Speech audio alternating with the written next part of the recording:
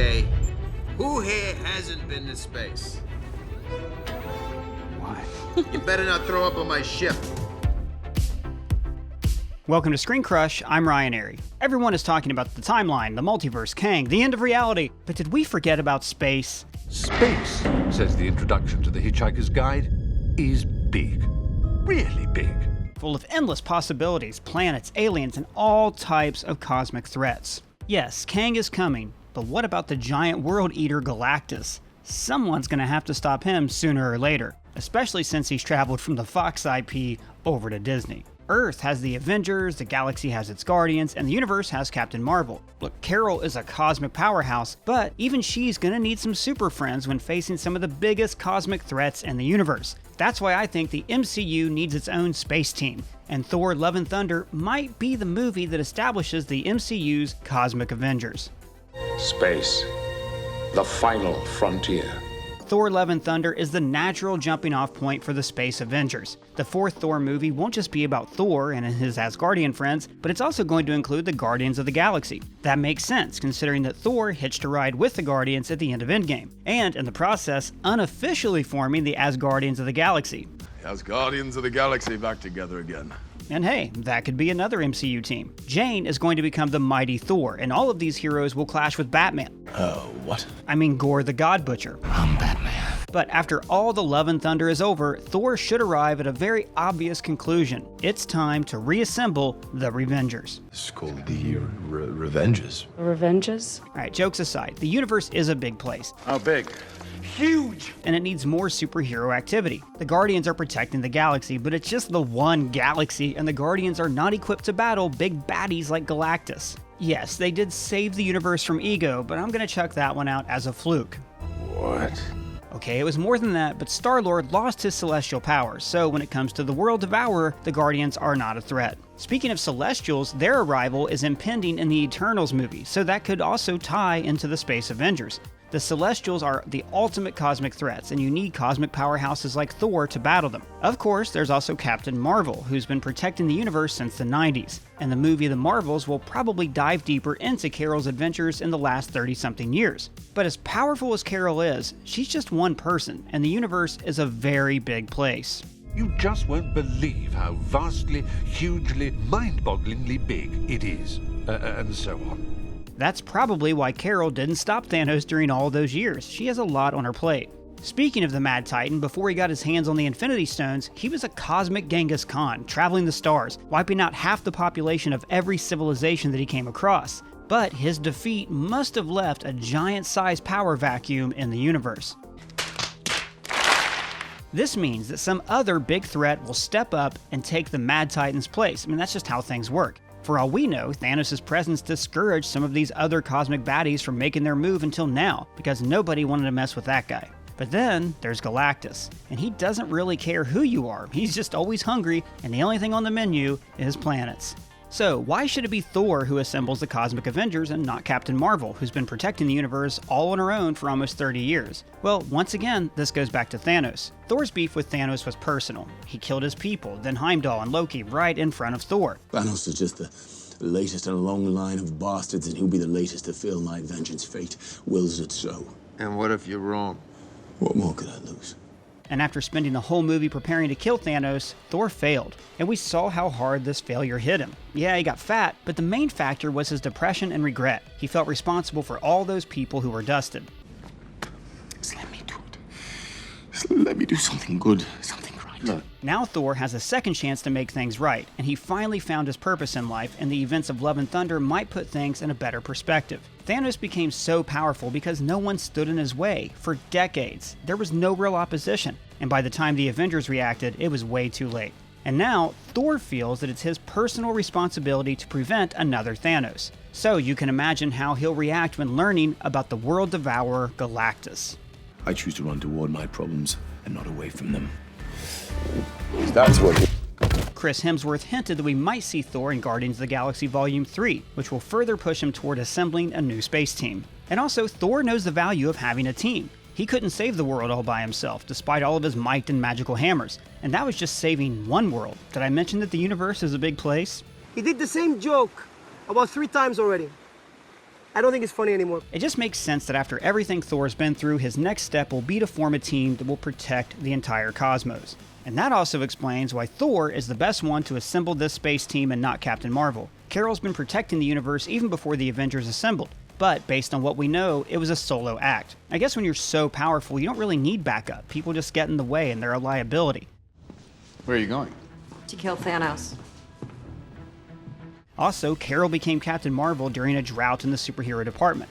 There weren't that many heroes back in her day, so maybe she just got used to working alone, and part of her story in the Marvels will be about learning to work with others. During Endgame, we saw the Avengers working with the Guardians and Carol herself, so Marvel's already planted the seeds for a type of cosmic alliance. I'm covering a lot of territory.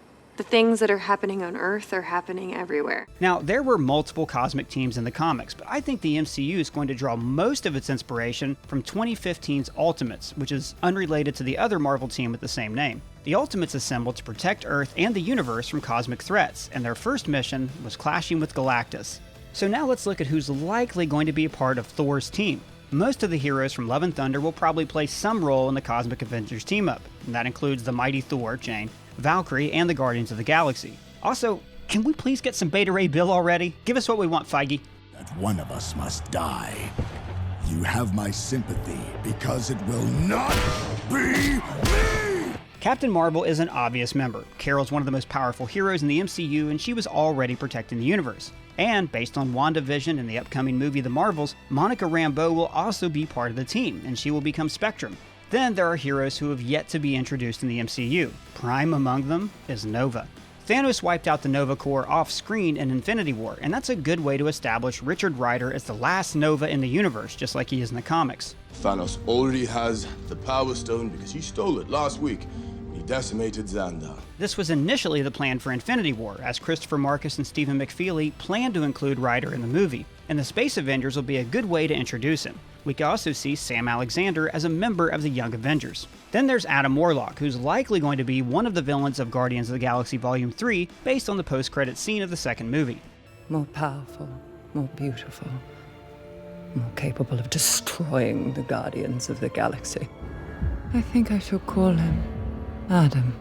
Adam Warlock is a major player in the comics, so after Volume 3, I could see him playing a much bigger role in the cosmic side of the MCU.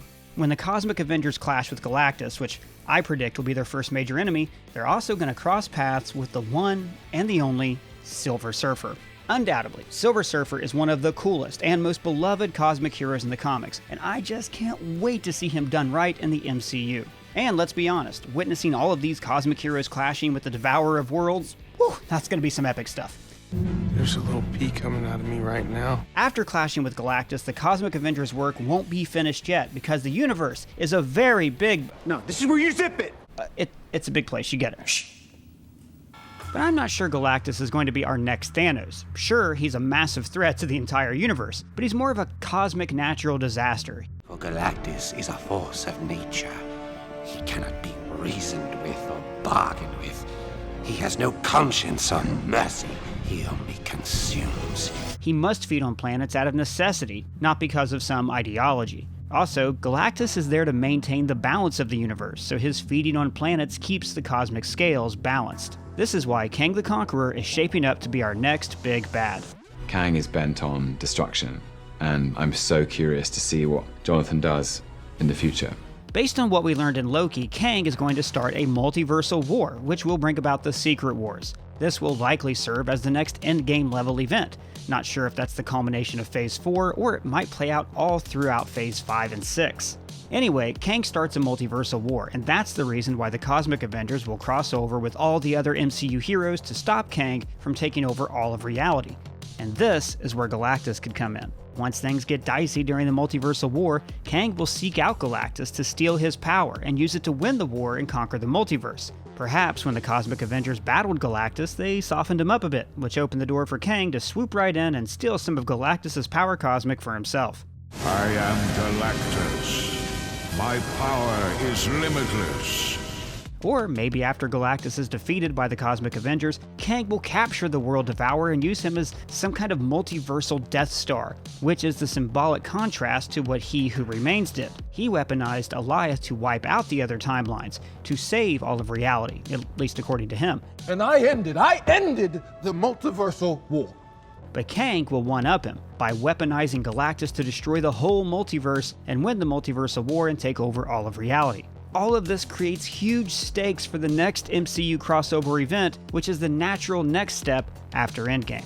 It makes sense for the MCU to divide and conquer, separate their heroes into different teams and locations. Big crossover events like Endgame shouldn't happen too often, since it's about bringing together all the MCU heroes in one giant movie. You do that too many times and the magical experience becomes mundane. This is...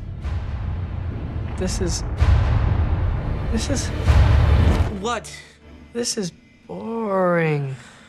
So, till the next Endgame arrives, Marvel can do mini crossover events where different teams of Avengers assemble to deal with separate threats. This will allow the MCU to be a multifaceted universe and not feel too cramped. Based on Falcon and the Winter Soldier and Black Widow's post-credit scene, the Earth-based heroes will be busy with Earth-based villains, who are likely going to be the Dark Avengers or the Thunderbolts. So that keeps the new Avengers busy for the next few years. Then there's the multiverse situation, which will be handled by the magical and multiversal heroes like Doctor Strange, Wanda, and Loki. So in between all that, there's the Young Avengers, who are probably going to assemble by the end of Phase 4.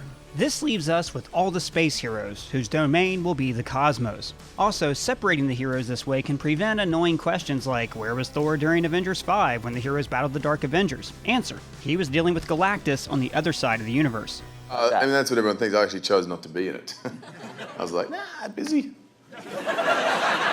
So yeah, the Cosmic Avengers sounds like it's going to be fun, assuming, of course, that any of this actually happens. But I 100% think this is going to happen. It just makes sense to be the next step for the MCU. So what do you think? Will the Cosmic Avengers be a thing in the MCU? Who should be part of the team? What would their name be? Let me know in the comments below or at me on Twitter. And if it's your first time here, please subscribe. For ScreenCrush, I'm Ryan Airy.